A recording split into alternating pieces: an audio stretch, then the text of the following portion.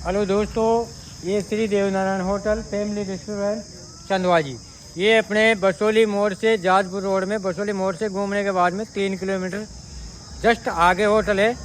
और इसमें एक नंबर खाना मिलता है। 2 साल से बनती, अभी चालू करी है, इस भाई ने चालू की है। भैया खाना कैसा मिलता है? एक नंबर। क्या क्या मिलता है? सेव भाजी, सेव टमाटर, सोयाबीन, बेसन गट्टा, कड्डी पालक, पालक टमाटर, मटर पनीर, शाही पनीर, पनीर मसाला, कढ़ाई आज मेरे को ही खिलाएगा। ओ, और खाना में कैसा स्वाद आएगा? एक नंबर। पैसे कितने लेगा? ऐसे जो आपकी इच्छा हो इतने दे दो। अच्छा, बहुत सस्ता दाम में खाना मिलेगा आपको। सभी ड्राइवरों से निवेदन है, ये अपने बसोली मोड़ से 120 रुपये में फुल डाइट में खिलाएंगे ड्राइवर भाई को, जो भी आएगा उसको।